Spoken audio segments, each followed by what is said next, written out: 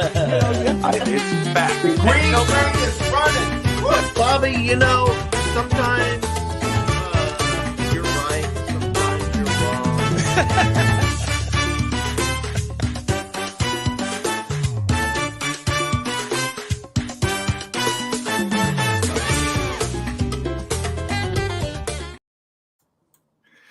Hello, everyone. This is not the Finns bandwagon. This is Finns Talk Today.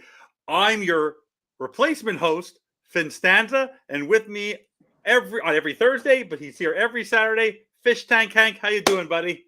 I'm doing fabtabulous, Junior. Thank you for coming in and filling in for beat up Bobby. I know Bobby's been suffering from these really bad migraines. I suffer from them also, and he just you know how badly he'd want to be here, but that's what we are. We're just like the Miami Dolphins.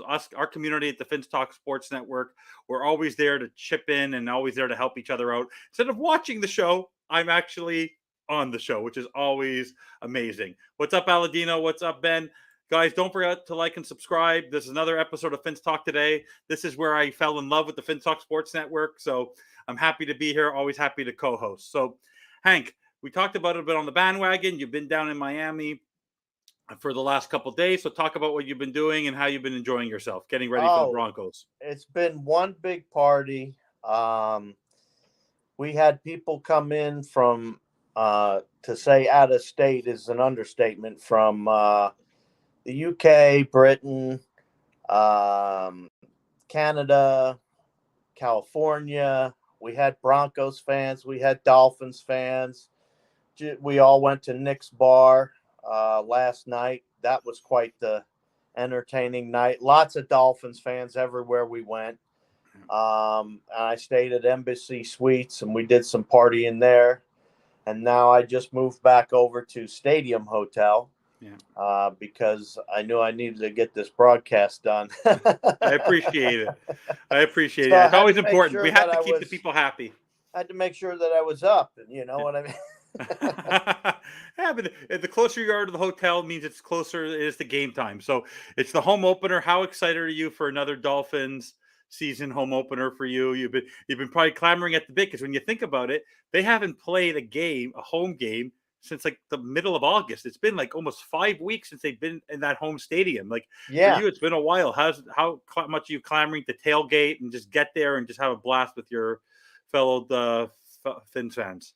Oh, I'm looking forward to it. I just want to, get to the tailgating. I got the two friends, one Scotty Canada and one Scotty Hollywood. Yeah. Okay. Awesome. And Scotty Hollywood, he's one of those people that makes the barbecue and all that. So he's making all that. Got awesome. Another friend, his name's Chris. He's making some of the barbecue. Got another guy named Dave. He's bringing barbecue.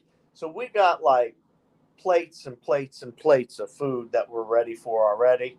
And everybody's going to have their drink on. I don't drink, but everybody else can have their drink on. You can still have a beverage. It's just not going to be alcoholic. That's all good. Yeah, it's not going to be alcohol. That's all. Not alcoholic, yeah, I'll be drinking a lot too, because I know I'll have cotton mouth. Yeah. I'll be thirsty. Oh, speaking of Dolphins thirsty, yeah.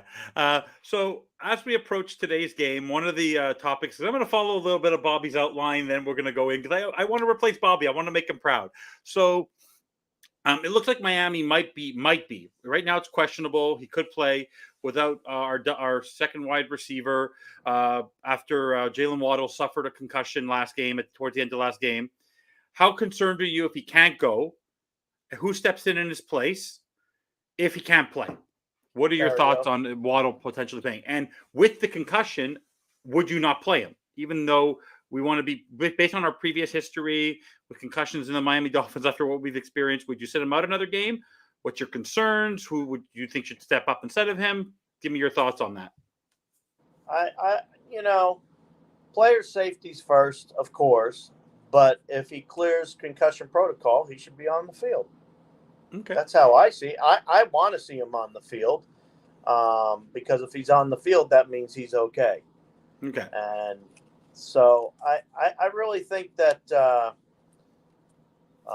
they said that he was practicing. So but he practiced but no contact jersey. Yeah, I know, but when they start practicing, that means they've already cleared a certain level. Yeah. So as far as my confidence with him starting is what I'm getting to, I think that he's ready to start. If he doesn't start, are you concerned? No, Barrios will jump right in there. So you think Barrio, and if you had to activate someone, are you activating Chosen and bringing him up to the roster, or are you playing Cedric Wilson? Ooh, Cedric Wilson has the speed, and that's what would hurt Broncos more, is because those two speed guys usually take everything away. So either way, they're still going to have to cover. You know, they're going to try to double team Tyreek Hill, I'm sure, double cover him. Oh, well, as soon as you do that, guess what's going to happen? They're going to start running the ball again. Yeah, So it doesn't absolutely. matter. The Broncos are screwed, all right? Yeah. No, there was actually, I just saw a video about 10 minutes before that David Furonis of the Sun Sentinel posted that it's going to be something called the Mike McDaniel Show. It's going to be on CBS4, local station in Miami, where he goes over this play of the I formation. There was this play where you even see it, and we don't even notice it because it's so fast, where you have Durham Smythe going across the back of Tua, across the formation, and at the moment he goes across the formation, you see Tua literally as he passes him hike the ball, and then you see Durham Smythe forming his block. Then they flip it around, and you see that Tyreek Hill is forming his block. So then Raheem Mostert can go get, and then you see Ingle forming his block. Then you see Robert Hunt and Isaiah Wynn crossing to do their blocks, and then you see the tackles. And it's all in unison. It's like an orchestra. And watching Mike McDaniel do that, it's like a symphony, and it's so beautiful to watch, and it allowed you to get the first down where all Raheem Mostert had to do was pass the blocker in order to be able to, his own blocker in order to defender, in order to be able to get that first down. And just to watch it is amazing to see that get broken up. You know what I mean? It's absolutely incredible.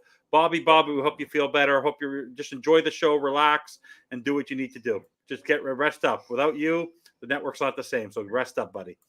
So that's what I love about it. It's just that there's no, even if he's not there, Jalen Waddle, next man up. Wait a minute. Next man up. Hold on. Bobby, we love you, buddy. Come back soon. I miss you. No, he has to put up with his son. He wants his other son. The only difference is, Hank, is that today, positivity, not realism. A double dose of the bandwagon, right? So, then you also have to talk about the defense. Wait a minute. Let's talk about the most important thing. It's a double dose of me. That's the best part. Absolutely. See, you didn't even think about that. But that's for itself. For us, for me, to have Finn Stans on the show gets a little annoying. 7 days of Hank, I could deal with. No problem, buddy. No problem. Right. I can't deal with 7 days of Hank. On the flip side, about the defense. So in week one, Miami's off. It was all about the Miami offense and the shootout battle against the Chargers. In week two, it was the defense in the end that stifled and secured the victory. We talked about it a little bit on our show, but go in a little more detail. Who impressed you to see our defense flip the way that they did in game two of the season? Like, who impressed you the most? That had to be Chubb, right? Yeah. I mean, come on. Who else could it possibly be other than Chubb? Van Ginkel, maybe? Van Ginkel, yeah, you're right. Van Ginkel really tore it up, too. Between the two of them, it was amazing. The whole defense, really, I mean, when you sit there and look at it, but those two really stood out, though, for me. Yeah. Okay. Yeah, for me, though, on the defensive side of the ball, those two have to really stepped up without Jalen Phillips in his absence. Zach Sealer still did what he had to do. And then Christian Wilkins, I played very well defensively. He just didn't play very well on special teams. But overall, the defense did what they had to do. Right now, the concern I have on the defense is with the secondary. Even with all those players, they have 12 people on the roster between them and the practice squad on the secondary, and they're still relying on Eli Apple. Now, Vic Fangio said in this press conference this week that Eli Apple, he had a bad game, but we still truly believe in him. But I do believe that they need to figure out something on, like we talked about on Thursday, give a chance to Cam Smith, get Nick Needham back as soon as possible, because right now, even with the amount of defensive backs we have, we're still, I think that's right now a little chink in our armor right now, even with the defensive backs are. Yeah. Yes. I don't know. I like where we're at so far, but yeah, really, you could be right. You could be right, but you better not be right against the Broncos, because I'll tell you right now, Wilson will take advantage of that. Exactly. Absolutely. Because nothing to nothing against. We'll talk about the Broncos, but Russell Wilson. The last time he was in Miami was 2020, and they beat us 31-23. I believe that was the score. But that's when we were not the same team. Like that was not even close to being the same team we have now. We didn't have a third of the players we have now. So I'm not too concerned about that. Overall, so on terms of the running game, so Ahmed had a now is likely not going to play with an injury. He has a groin injury. Maybe he stole it from Xavier Howard. So he'll be sidelined. So do you think that Mostert's going to get the ball more, or do you think that A-Chain will get some since it's a home game, home opener, that A-Chain's going to split the carries with them and they're going to fill him into the offense a little bit more? Yeah, I like A-Chain. I think they're going to put him in it and have him catching out of the backfield, as a matter of fact. Okay. All right. In terms of the overall offense, once again, we talked a little bit on the bandwagon, but we also see this week everyone's really high on our offense. It's the number one high octane offense. Our defense, I think, in certain categories, are actually in the top 5 after the game that we had against the Patriots. But on the offensive side of the ball, like how have they met your expectations after 2 games? Are they below your expectations? Or they exceeded? So let's just start. Quarterback exceeded your expectations, or has he met your expectations so far this season, Tua? Tua has definitely met my expectations. Like I said, the first game he needed to do 300 or 400 yards. Second game, 300, around 300. I said he got 2 something. So he's doing what I want him to do. I mean, he's winning games. And that's the main focus. He's winning games. And as long as you keep winning, everybody's happy. Exactly. I mean, all the Dolphins fans are happy right now.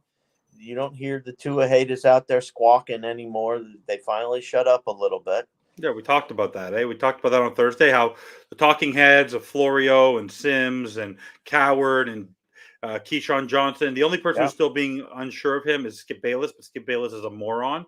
So I'm not too good. But even Stephen A., Shannon Sharp, all of ESPN Live, they're all on the Tua train right now. Now, he's like we talked about on Thursday, he's an odds-on favorite to win MVP just because he's doing what he has to win us these games, because the way he's getting rid of the football is insane. It's absolutely insane. He should be winning comeback player of the year too. For sure, absolutely. He should win 2. So usually they don't win 2, but he has the possibility to do it. Absolutely.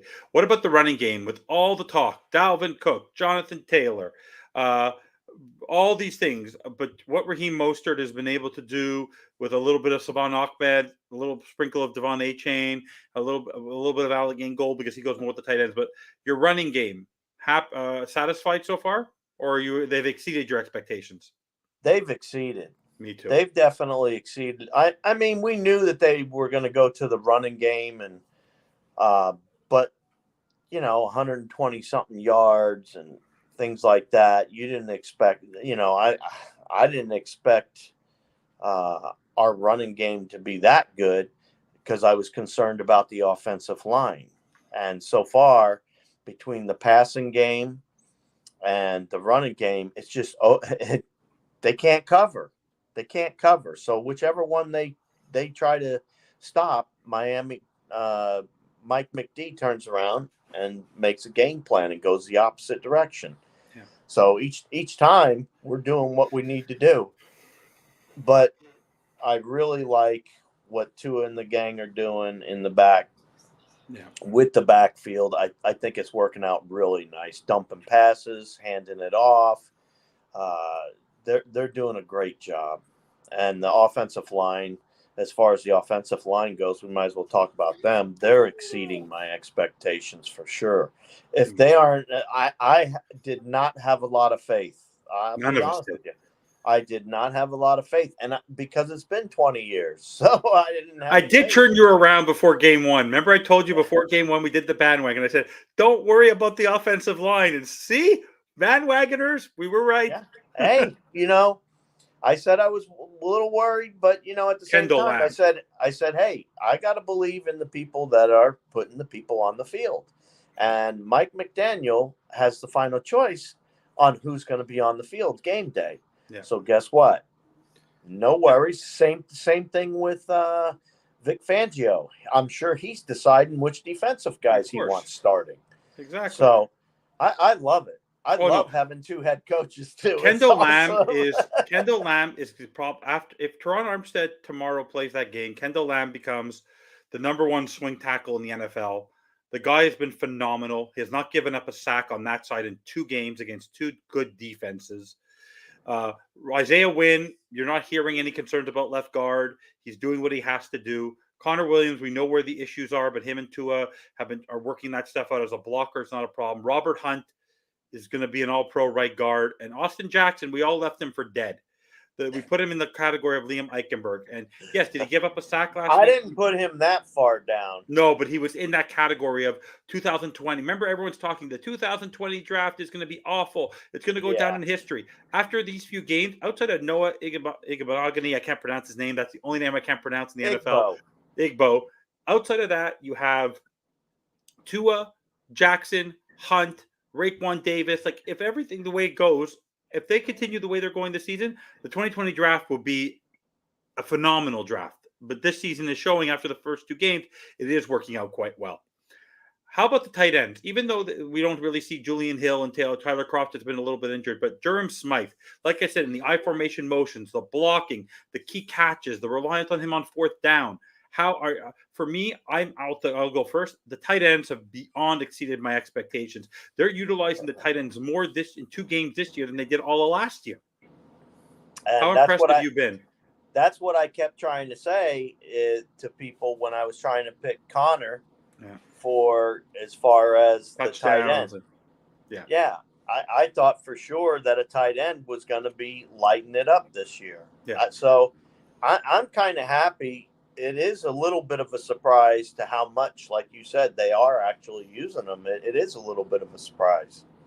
Absolutely. And wide receivers, for me, I already had high expectations of them. They've met my expectations. They've been phenomenal. They've been so reliable. There's been a drop here or there, but they're getting into coverage. They're doing their blocking assignments when they have to. I've been very, very impressed by them. You? All right. How about you? Yeah, definitely. Okay. I'm right there with you. Who has stood out to you? Is it either the linebackers? Who's exceeded your expectations on the defense? Is it the line? Is it the linebackers? Is it the edge rushers? Is it the safeties? Or is it the corners? Who has been your key after 2 games, not just relying on the game as a whole? Which area has been the most reliable for you so far this season? Who would you give the highest grade? They ran all over us, so I would have to say the linebackers have picked it up the most, to be honest with you. Andrew Van Ginkel, and I guess you consider Chubb a linebacker. I don't know whether you consider Jerome Baker. Defense. Yeah, and Jerome Baker. I mean, I think they've been doing a fabulous job, and they were another part of this team that I was concerned about. The linebackers. David Long. Don't forget David Long. Don't forget David Long. He was great last year. Yeah. Oh, man. That speed that he's got has been killing people. Yeah. They aren't expecting him to do as well as he does. Yeah. And I think, though, overall, I would say because he's had to do a lot of the cleanup in the Charger game, and because he has 27 tackles after 2 games, Javon Holland is the glue of that defense. He is really just keeping things in front of him. You see no deep balls. If you notice this, which is what we all expected from the Fangio defense, bend, not break, and nothing's getting behind them. People might get past them, but it's not getting behind them, meaning that we're not making the tackles necessarily, but you haven't seen a corner where the ball has been deeply over their head, where they're 5 or 6 yards behind the receiver. That's been very impressive for me, that they've been able to stabilize that level of the defense for me. Yeah, they're keeping those explosive plays down. Yeah. They're not letting them just jump over the top of the cornerbacks anymore. And it's good to some extent, but on other times, you need to rush the quarterback. Absolutely. And luckily for us, I don't think we need to rush Wilson as much as we needed to rush the past 2 quarterbacks, to be honest with you.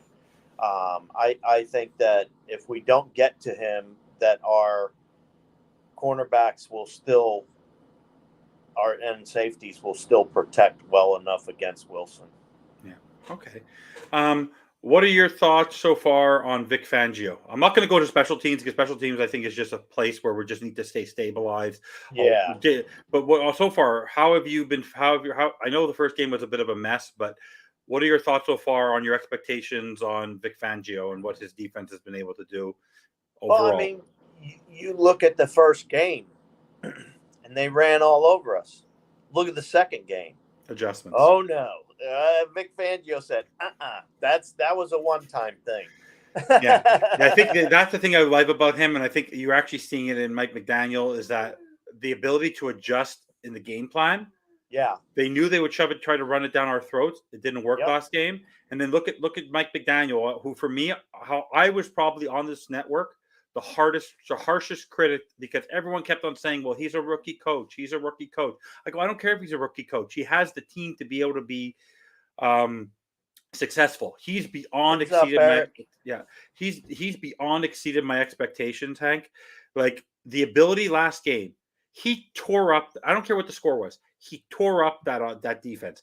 He found plays, like I said, when he had to get a first down, when he had to adjust, quick throws, the touchdown to Hill, the throw to Berrios, the play that Tua threw that was a lobber, that was all Tua.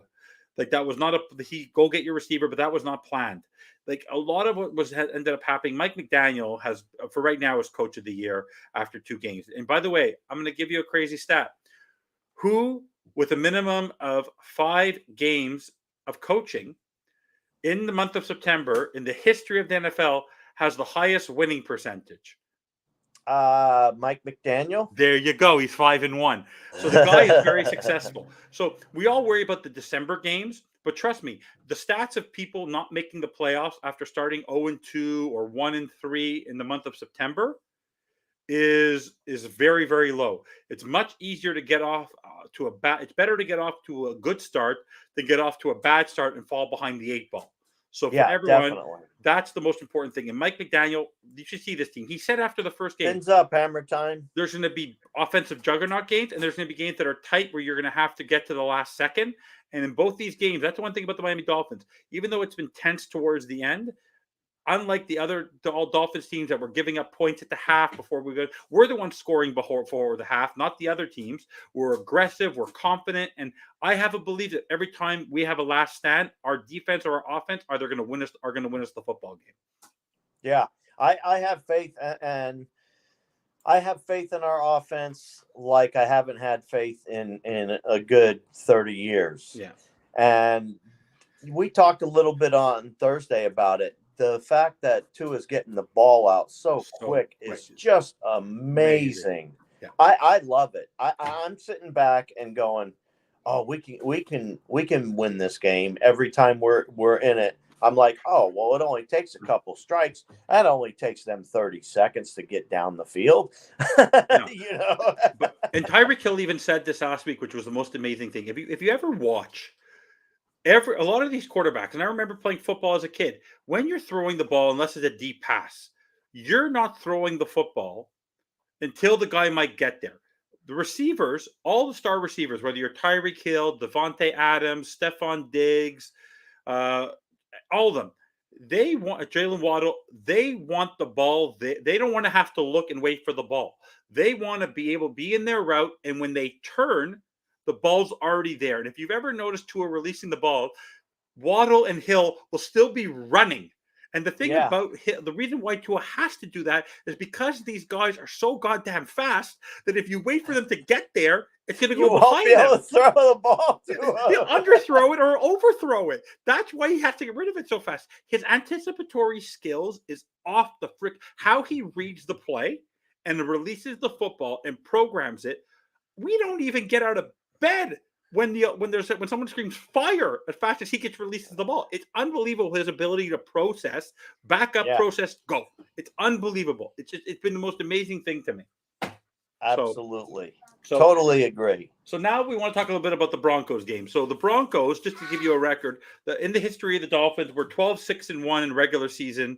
The last time we played them was in 2020. We lost at Denver 20-13. Considering what the team was like a couple years ago, that's not so surprising.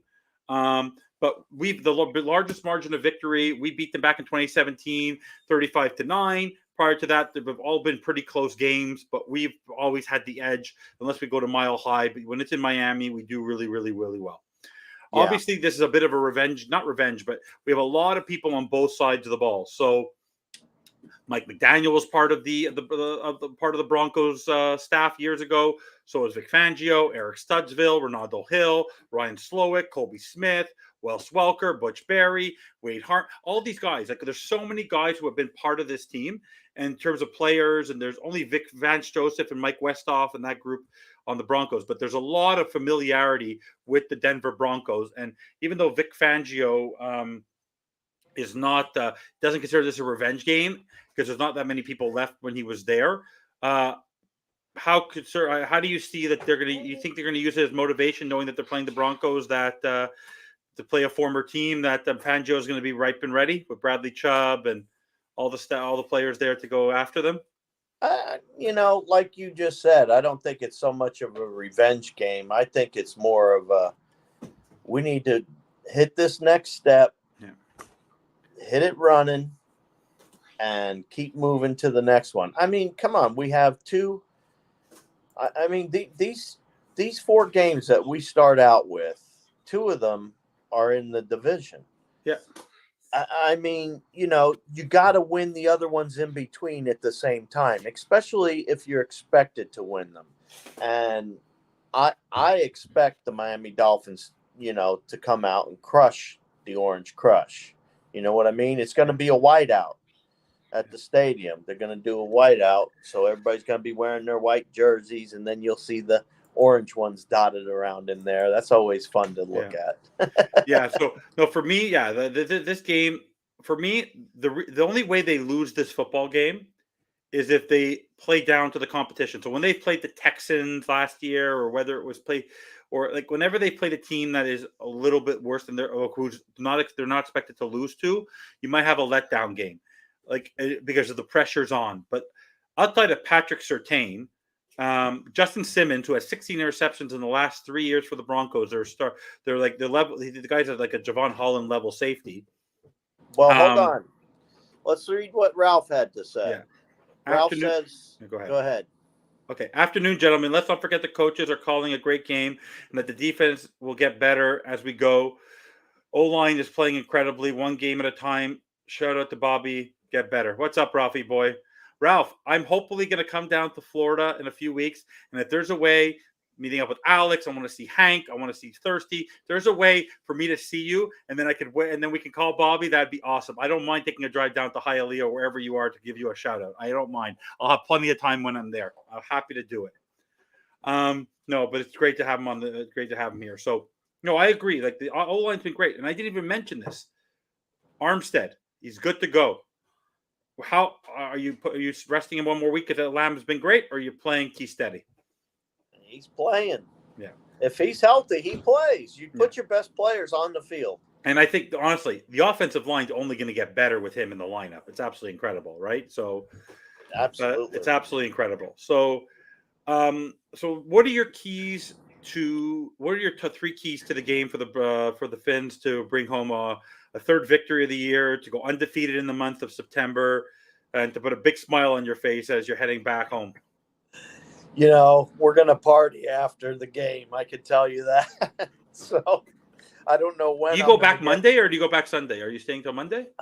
I go back Sunday, but we're going to be partying that night. So I don't know when I'm going to get back. Maybe you should stay. Maybe you should reserve one more night somewhere.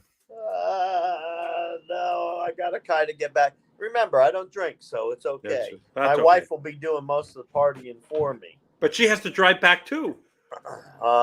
Yeah, I guess she better not be partying too much then. Exactly. See, I'm looking out for Kelly. I love Kelly, so I'm looking out for Kelly.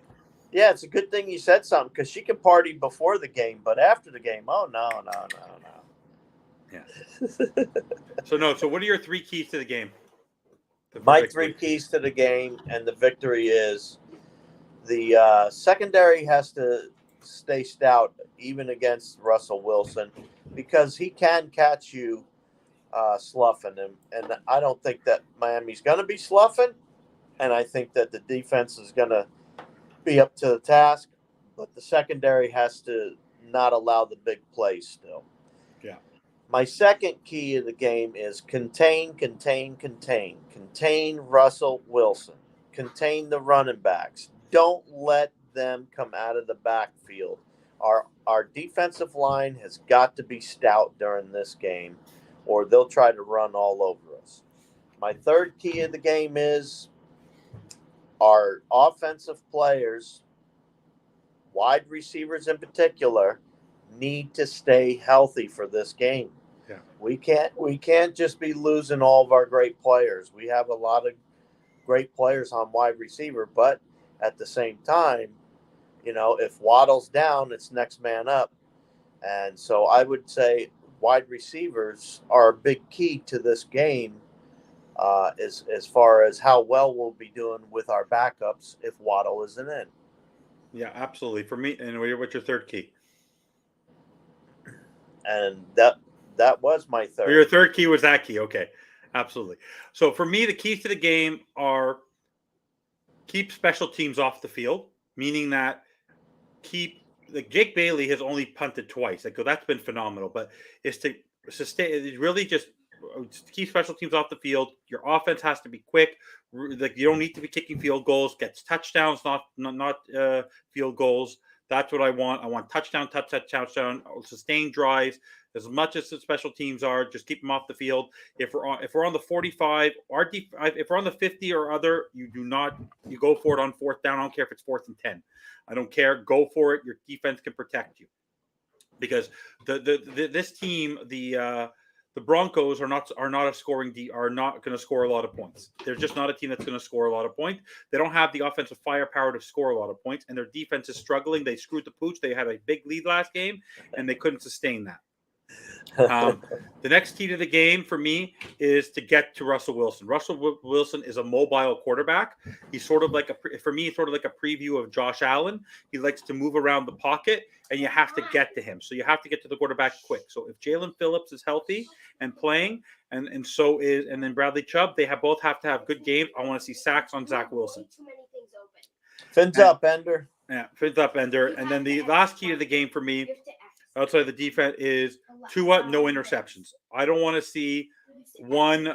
Just stick to your game plan and throw and just make the simple throws. You want to go downfield on some gimmies, go for it. But I don't want any interceptions. No turnovers during this football game. No bad snaps, nothing. Just simple game. This is a game where you don't want to get your mistake. You want to get all your mistakes out, solve all your problems, because next week you're going to Buffalo and you want to go in there 3-0 with total confidence. This should not be a game. But you also want to go in there healthy. Yes, absolutely. See, and that's why maybe sitting Waddle and Armstead might work if they really want to, because we got to go into Buffalo full force. Yeah, absolutely. No, but for me, this has to be they need to cover. I think it's 6.5. I expect them to win by at least 10 to 17 points. I think this is going to be not even a close game. I expect between both teams. Broncos back the wall 2-0. But I don't think they don't have the firepower. I think they might score 21 points, but if they score 21 points, we're scoring 38. So I have total faith in the Miami Dolphins to put up another 35. So what's your score for the game then? I haven't given my prediction yet. I'll give it at the end of the show. I'll give it at the end of the show. We're not there yet? I thought we were at the end of the show. No, not there yet. Don't forget to like and subscribe. We have a few more minutes. Let's go through the predictions of everyone else. So we're 3-0. CBS Sports predicts a 31-23 Dolphins victory. Sports Illustrated across the board, except for some random guy named Connor Orr, expects the Broncos to win, but the rest all expect the Dolphins. Pro Football Network across the board, Dolphins. Sporting News, Dolphins 28-20. The Ringer, we're going to beat the spread plus 6.5. ESPN has us. One guy has a 24-20. Another guy has a 35-30. The biggest spread, which is amazing, is Mike Florio at 38-21. Chris Sims has it 27-23.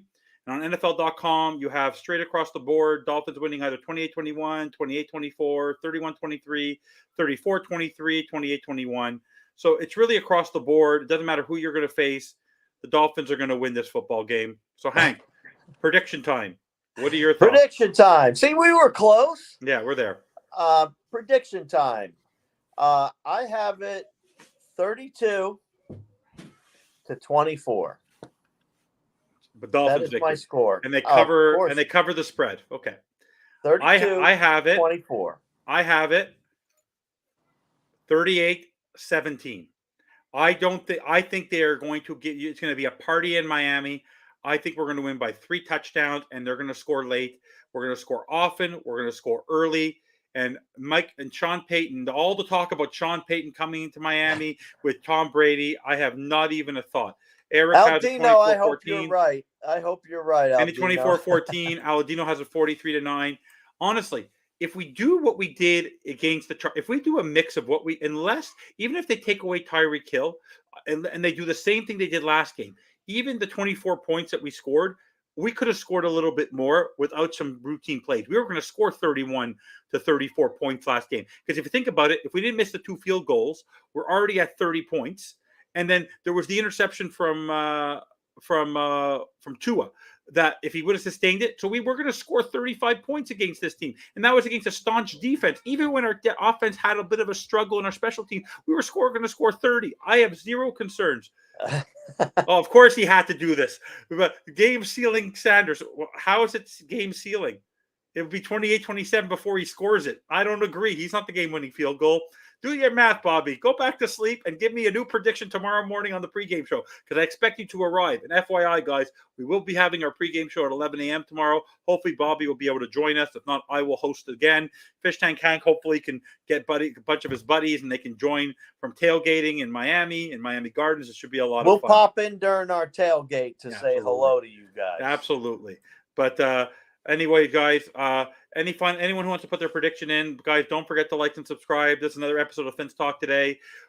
We are finally here. Home game, Miami Dolphins. I got to admit, man, Aldino, yeah. I love your score. Yeah. No, but honestly, I hope you're right. I'll just sit there and just live it up. No, I don't, because honestly, without Justin Simmons there, they don't have a staunch defender.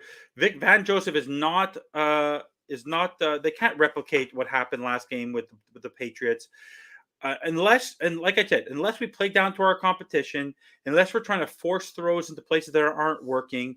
I'll put it very simply. If the Washington Commanders could come back and beat the Denver Broncos, there's no doubt in my mind that the Miami Dolphins are going to be able to run all over this team because we're a completely different echelon than the Washington Commanders.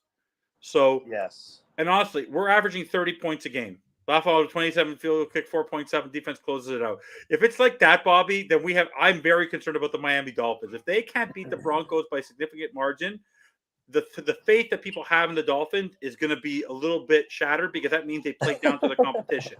Yeah. So, for me, this has to be a statement game. I want to put the thumb down on the scale and tell you the Miami Dolphins are going to be a different. And I want to make one point because I want to clear it up for everybody before we close it. Big win by the 49ers. And people come on saying that Mike McDaniel has a 49ers type of it's very different because you're not using the running backs the same way. It may be a concept of the tree, but Mike McDaniel's developed his own offense, and this is so much more fun. Like, I've watched the 49er games, and they've been great. They're a great football team, but I find our offense so much more entertaining. I don't know about you. What about you think? What do you think about that? Totally agree. Yeah. It's better than the greatest show on turf. Remember, we have all the zoo animals, right? You haven't talked about your zoo animals in a while. Yeah. Well, I put my kitten, he's about this big and sits on my shoulder. Yeah. And I put out there that I'm probably going to name him Ghost. And if anybody had any other good names, and everybody keeps saying Cheetah. Well, my other cat's already named Cheetah. So I can't use Cheetah. Yeah, that's true. Because it looks like an Asian leopard. That's why it looks like a cheetah, basically. So Yeah, no, you'll come up. You should put it on Twitter and do a poll about the different cool names you might come up with. I did. I have And an answer. I got a few names, but I think Ghost is going to be the one I still go Why with. No, call it McDrip. Anyways, guys, don't forget to like and subscribe. You're watching the Finstock Sports Network. We're getting close to 1,000 subscribers. We have a lot of great content. Join us tomorrow, 11 a.m. pregame show, followed by the postgame show at 8 o'clock when we're talking about a Miami Dolphins Tailgate party victory. with Hank at 11 too. It's going to be a whiteout. I'll be wearing my white jersey. Everyone, wear your white jerseys with pride. Guys, don't forget to like and subscribe. Chris, thank you so much for joining. Aladino, Ralphie, Hammer Time, Ben, everyone, just for watching the show. We could not do this without you. Like, subscribe, and always, as I get to it and find it, fins up. Fins up.